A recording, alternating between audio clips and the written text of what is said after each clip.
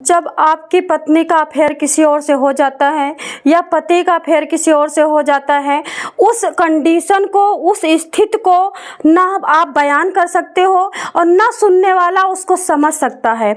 मौत के समान 36 टाँके लगते हैं दिल में, 36,000 हड्डियां कड़कती हैं जब पति धोखा देता है या पत्नी किसी के बाहों में जाकर के सोती है, उससे प्यार करती है, उसके सामने नंगी होती है, उसको चुम्मी चकारी करती है। वो स्थिति यही मन करता है कि हे प्रभु हमें मौत हो जाए, लेकिन ये बात हमें याद ना आए। इन बात को अगर भुलाना चाहोगे ना, ऐसी बात कि मेरी पत्नी किसी के गले लग रही है या मेरी पत्नी किसी से गर्भवती हो गई है या मेरी पत्नी किसी से जाके होटल में सो रही है, तो उस पता चिमटा गरम कर लोगे और अपने हाथ में ऐसे छुआओगे, आपको जलन नहीं होगी।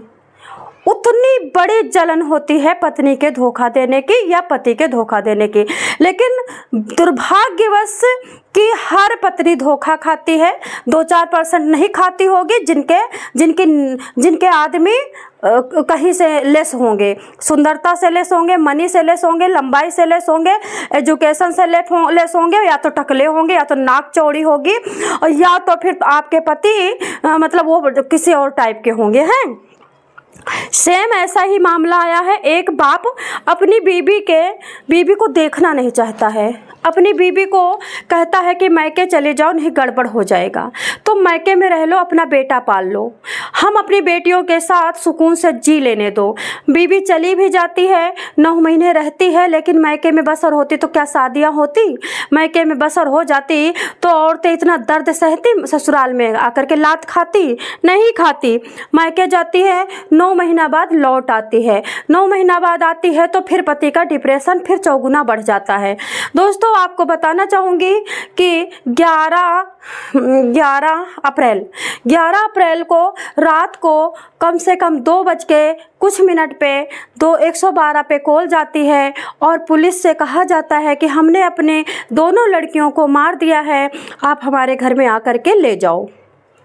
ये कौन है? रवि रंजन मिश्रा, रहने वाला बिहार का है, रहने वाला यूपी का था, यूपी इलाहाबाद का था, लेकिन वो जाकर के बिहार गया जिला में रहने लगते हैं उनके मम्मी पापा, तो बिहार का हो जाता है। पढ़ता है, लिखता है, बीएससी करता है, कुछ डॉक्टरी कोर्स करता है, मेडिकल स्टोर वाला कोर्स करता है।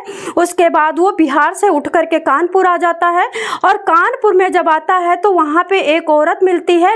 एक बार जाता है अपना सेविंग वगैरह कराने, तो वहाँ पे एक सुंदर सी औरत मिलती है, रेशमा छत्री, जो कि बंगाल के सिलीगुड़ी की रहने वाली होती है।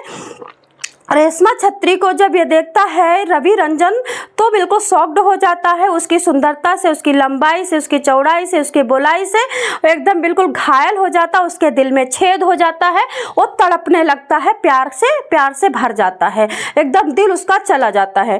तो अब वो रेशमा से बात करने लगता है, दोबारा जाता है, नंबर वगैरह लेता है, बात करता। रेशमा काफ़ी पढ़ी लिखी थी, ब्यूटिशियन का कोर्स करके वो उतने बड़े ब्यूटी पार्लर में काम कर रही थी। एक MR जो कि मेडिकल स्टोर पे काम करता था, जगह जगह दवाइयाँ सप्लाई करता था, उससे उसकी मुलाकात भी उसको बड़ी अच्छी लगती, क्योंकि रवि रंजन का आप फोटो देखो तो बहुत ही स्मार्ट बंदा है रवि रंजन शुक्ला।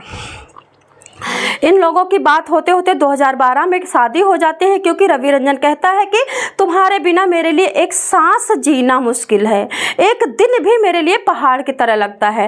रेशमा कहती है वो भी नहीं समझ पाती है, लेकिन धीरे धीरे समझ जाती है, हिंदी बंगाली बोलती है। वो भी कहती है कि मैं भी तुम्हारे बिना जीना नहीं चाहती हूँ, मैं भी तुम्हारे साथ ही मरना चाहती हूँ। शादी हो जाती है। 2016 में इनकी एक लड़की पैदा होती है, लेकिन उसी बीच 2014 में इनकी मम्मी का देहांत हो जाता, जो कि विधवा मम्मी थी। अब ये लोग क्या करते हैं, बिहार से आना जाना करते हैं। अब ये क्या करते हैं, कानपुर में किंदवई नगर के त्रिमूर्ति अपार्टमेंट में एक फ्लैट लेते हैं और उस फ्लैट में बड़े से कमरे वगैरह सब अच्छा बढ़िया नंबर 1 के अय्यासी AC वगैरह, ये मान के जरूर लग्जरी लाइफ में अपनी बीबी के साथ आके रहने लगते हैं। बेटियां भी धीरे धीरे बड़ी हो रही थी, जुड़वा बेटियां। अब क्या होता है, ये ये धीरे धीरे ये बाहर जाता है, चंडीगढ़ जाता है कंपनी के काम से, अपनी दवाइयों के काम से। बहुत 3-3 दिन तक, 4-4 दिन तक ये बाहर रहता है। और उसके बाद ये जब आता है तो इसकी बीवी एक बार प्रेग्नेंट मिलती है तो इसको शंका सी हो जाती है कि मैं 15 दिन के लिए बाहर था, उसके पहले भी हमारा कुछ ऐसा नहीं था। और डॉक्टर तो देखो सब कुछ समझते हैं, डॉक्टर तो रोए रोए की बात समझते हैं। डॉक्टर होना उसके जीवन का घातक था। उसने कहा कि जब हमारे तुम्हारे संबंध एक्यूरेट डेट पे नहीं हुए, जिस हिसाब से जीवन के मतलब बॉडी की वो होती है, स्ट्रक्चरिंग होती है, तो हाँ तुम्हारा बच्चा कहाँ से हुआ। धीरे धीरे लड़ाई शुरू हो जाती है। लड़ाई होते होते होते होते होते होते बच्चा पैदा हो जाता है, लेकिन बच्चे को ये देखता नहीं है। जब बच्चे को देखता है तो ना बाप से मिल रहा था और ना माँ से मिल रहा था, अलग टाइप का बच्चा, नाम गुन्नू होता है। और जो बेटियां होती हैं, 2 जुड़वा होती हैं, उनका नाम रिद्धि और सिद्धि होती है। लेकिन शादी के 9 साल बाद ये बच्चा पैदा होता है। 9 साल तक जिंदगी ऐसी चल रही थी जैसे लगते हीर रांझा, जैसे लैला मजनू, जैसे शंकर पार्वती। दोनों का प्यार देखने वाला था कि दोनों में कितना प्यार था। अब धीरे धीरे इनमें क्लेश क्लेश क्लेश क्लेश। आपको बताऊं, जब क्लेश घर में चलता है तो बच्चों की जिंदगी भी जहन्नुम बन जाती है। अब इतनी नफरत से भर गया था ये लड़का, इतनी नफरत से रवि रंजन भर गया था कि ना तो अपनी बीबी को देखना चाहता था, ना बीबी के लड़के को। अब ये अपनी मैके को भेज देता है। मैके साथ जब ये आती है तो ये कहता है कि देखो क्या कहते हैं कि मैं गाँव जाके रहूँगा और तुम अपना अपार्टमेंट में रह लो। तो रेशमा कहती है कि मेरा बच्चा छोटा है अभी और हम कमाई कहाँ से आएगी जो हम किराया देंगे, आप चले जाएंगे तो हमारे घर का खर्चा कौन चलाएगा, आपसे शादी करके अब मैं कहाँ जाऊंगी। बार बार रोती है, गिड़गिड़ाती है, लेकिन ना ये तो अपनी पत्नी के साथ सोता है, ना पत्नी के साथ खाता है, ना पत्नी के साथ बैठता है, ना पत्नी से किसी प्रकार के टॉक रखता है, बातचीत करता है, हंसी मजाक करता है। पत्नी से देख करके इसको जोड़ी आती है, पत्नी को देखता है तो इसको पीलिया हो जाता है। पत्नी को देख करके ये पूरी रात जग जाता है। इसको इतनी नफरत हो जाती है कि जिस पत्नी को मैंने जी जान से एकदम लैला मजनू, शंकर भगवान और पार्वती की तरह प्यार किया था, वो पत्नी कैसे किसी के साथ संबंध बना सकती है। जब ये चंडीगढ़ जाता था, चंडीगढ़ में वहीं पे जो कंपनी की फार्मेसी जो भी कंपनी थी उसके जो डायरेक्टर की वहाँ पे कोई मैनेजर थी, उससे इसके अवैध संबंध भी थे इस आदमी के। उससे भी लड़ाई झगड़ा होती थी। लेकिन यहाँ के बीच में चैप्टर आ गया कि जब पति किसी और से फंसा है तो पत्नी भी किसी से बात करने लगी होगी। इसकी जो अटैचमेंट थी चंडीगढ़ में उसका तो पूरा सबको पता था, नंबर पे बात भी होती थी। लेकिन छेत्री जो थी, रेशमा छेत्री, उसका कोई प्रूफ नहीं था उस आदमी के पास कि ये बेटा मेरा है या फिर किसी और का है, या फिर कोई नंबर या घूमते हुए या कोई वीडियो नहीं थी। शंका में मरा जा रहा था। जब तू अय्याशी कर रहा था, चंडीगढ़ में जाकर के पार्कों में घूम रहा था, लंबी कहानी हो जाएगी, शॉर्टकट बता रही हूँ, तब तो बीबी का दिल दुखा होगा, तब तो बीबी को बहुत छेद हुआ होगा दिल में। बीबी कितना आंसुओं से रोई होगी, क्योंकि एक पति ही बीबी की जहान और जान होती है। बीबी के आसपास जब कोई दिखाई देता है, बाप या भाई, लेकिन जब शादी होता है तो कोई नहीं दिखाई देता पति के सिवा। परमेश्वर से भी बड़ा पति का वो होता है। भाई रात को रात हो गई, डर लगा, पति साथ देगा। पैसे खत्म हो गए, बीमारी आ गई, पति साथ देगा। किसी चीज में भी पति एक लकड़ी का सहारा होता है, ठीक है। इस तरह से दोस्तों क्या होता है, अब रेशमा माफ कर देती है, पुरानी बातें रोज कर देती है, लेकिन ये बच्चा बीच में कहाँ से आ जाता है और किस तरह से इसको शंका बैठ जाती है कि पूरा घर तहस नहस हो जाता है। ये सबसे कहता, बार बार कहता, अपने दोस्तों से कहता, अपनी डायरी बनाता कि मैं किसके लिए जिंदा रहूं। अरे भाई, तो जब चंडीगढ़ में प्यार कर रहा था उसी के लिए जिंदा रह लेता। लेकिन गर्लफ्रेंड से तो सिर्फ शरीर यूज होता है, दिल कहाँ मिलता है इन लोगों का। और जब दिल मिल जाए तो फिर बीबी छूट जाती है। ये बेशक शरीर यूज कर रहा था, लेकिन जी जान इतनी सुंदर बीबी रेशमा, बंगाल सिलीगुड़ी के रहने वाली, उसको नहीं छोड़ रहा था। आदमी का क्या होता है ना, बाहर होटल में खाना खा लेता है, लेकिन अच्छा खाना तो घर का ही लगता है उसको। सेम यही हाल रवि रंजन शुक्ला का था। दोस्तों अब ये बीबी बेचारी रो रो के दुख करके कैसे तरह से अलग खाना बनाती है, अलग सोती है, अलग बेचारी रहती है। उसका कोई दुख सुख सुनने वाला नहीं है। पूरे घर में कैमरे लगे हैं। पति को इतनी शंका हो रही कि पत्नी किससे बात कर रही है, पत्नी का मोबाइल पे कितना कॉल आ रहा है, पत्नी चैटिंग कर रही है कि सो रही है, ये पूरा कैमरे में देखता था। एक दूसरे की स्क्रीन शेयर होती थी। सेम इसी तरह 2011 में, इस तरह 2026 11 अप्रैल को रात को जब देखती है, जागती है वो रेशमा, तो देखती है कि मेरा पति बेटी को, छोटी वाली बेटी को ले जा रहा है बाथरूम में। इतना देख करके सो जाती है। अब ये क्या करता है, इतना डिप्रेस हो गया था, इतना डिप्रेस हो गया था बीबी के धोखे से, और ये सोचता अब जीना नहीं चाहता था। एक तो माँ भी मर गई थी, एक तो बिहार का रहने वाला था, आके कानपुर में बसा हुआ था, तो हर तरफ से इसके पास नेगेटिविटी जा रही थी। मैं आपको सच बता रही हूँ ना, धोखा इंसान को खा जाता है, धोखा इंसान को बुढ़ा बना देता है, धोखा इंसान को शुगर का मरीज बना देता है, धोखे से इंसान को कैंसर हो जाता है, आंखें कमज़ोर हो जाती हैं। धोखा इस सबसे बड़ा सर्प है, नागिन है नागिन। धोखा तो बहुत बड़ा जहर है। ये धोखे से इतना विचलित हो गया, डिप्रेस हो गया, बीमार हो गया, मानसिक रोगी हो गया, ये मरने को तैयार हो गया। कहता रेशमा से मेरी बेटियों का कौन होगा, क्योंकि मैं अपनी बेटियों को तो तुम्हें छूने नहीं दूंगा। अरे बेटियों से बात नहीं करने देता था, कमरा बंद करके सोता था, एसी के कमरे होते थे, क्या ज़रूरत है। इस तरह से रेशमा घुट घुट के जी रही थी।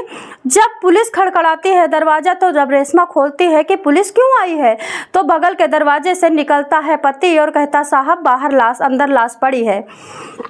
होता क्या है, ये बांका खरीदता है, बांका खरीदता है, नींद की गोलियां लेता है, बेटियों को खिलाता है मैगी में, और उसके बाद रात को उठता है कम से कम 1:45 बजे और बेटियों को गला दबाता है, फिर नीचे पटक देता है, और उसके बाद खूब सोचता कि मरी नहीं होगी, तो उसके बांका से यानी चॉपर से उसको काटता है, गले को उसके छोटा सा पीछे की खाल रहती है और सारा काट देता है, मतलब इतना गहरा कर देता है पूरा गला, छोटा सा पीछे बचता है खाल। उसके बाद लड़की को उठा करके नीचे पटक देता है, जो खून बहता है उस खून को क्या करता है, शर्ट अपना और अपने को नहा लेता है, और उसके बाद उसके ऊपर मोटा सा कंबल डाल देता है, खून उसी कंबल में सोख जाता है, दूसरी बेटी के साथ फिर लेट जाता है। लेकिन बेटी जब 2 बजे करेक्ट उठती है और कहती है पापा प्यास लगी है और बाथरूम जाना है, तब बेटी को लेके जाता है, बाथरूम कराता है। लेकिन रेशमा देखती, लेकिन रेशमा को नहीं पता था कि मेरी बड़ी बेटी रिद्धि मर चुकी है। सिद्धि को देखती है, वो सो जाती है। जब लौटता है तो ये 2:30 बजे क्या करता है, छोटी बेटी को भी ऐसे गला दबाता है, फिर डरता है कहीं जिंदा ना हो जाए, चौपर से उसको भी उसी तरह काट करके जमीन में पटक देता है और अपना बिस्तर पे सो जाता है। सोचता है कि अब अपना गला काटूं काटूं काटूं, क्योंकि वो खुद मरना चाहता था। अब देखिए, प्यार तुमको हुआ किसी और से चंडीगढ़ में, बीबी ने तुमको धोखा दिया, तुम्हारे कर्मों का फल तुम्हें मिला। बच्चों ने क्या किया, लेकिन जब पति से धोखा मिलता है ना, तो बच्चे भी किसी तरह से जहर लगने लगते हैं। वो अच्छा एक बात बताइए, वो माएँ कौन सी हैं जो अपने बच्चों को पति का धोखा खा के IPS बना देती हैं। पति दूसरी औरत के साथ रहने लगता है, ईंट गारा करके अपने बच्चों को इंस्पेक्टर बना देती हैं। ये सब पता कब होता है, जब आप भगवान का सहारा करते हो ना, तब भगवान आपको किसी चीज़ को सहने की क्षमता देता है, शक्ति देता है, शांति देता है। सेम यही हुआ, हमने देखा कि 99% औरतें धोखा खाती, लेकिन मर तो नहीं जाती हैं, मार तो नहीं देती हैं। लेकिन अब तुम शराब का सहारा लोगे, पुड़िया का सहारा लोगे, बॉयफ्रेंड गर्लफ्रेंड का सहारा लोगे, शांति तुमको कौन देगा। अभी देखा मैंने गाँव में अक्सर मोस्टली दूसरी औरतों से फंसे हुए आदमी, उनका घर बढ़िया चल रहा होता, क्योंकि औरत दिन रात पूजा पाठ करती है, घर में बैठ करके हनुमान चालीसा का पाठ करती है, तो वही प्रभु हमें सहन और शक्ति देता है। प्रभु इस तरह से पूरा घर तहस नहस हो गया। सुंदर सी रेशमा, कितनी सुंदर रेशमा है, देखने से लालच सी आती है कि कैसे गुलाब का फूल बीबी है। रवि रंजन शुक्ला भी हीरो की तरह है, लगता किसी MD है, लेकिन शंका सांपिन खा गई घर को। इस कानपुर के डबल मर्डर को आप क्या कहोगे। अरे हसाड़, तू बेटियों से क्यों इतना दर्द दिया, बेटियों को, पागल, तू खुद मर जाता, बीबी को मार देता, बेटियों ने कौन गुनाह किया था। लेकिन लोग, अपना शरीर तो दर्द करता है कटने में, अपना मांस तो चीखता है मुंह, बच्चियों नहीं चीखता होगा। कैसे लोग हैं यार।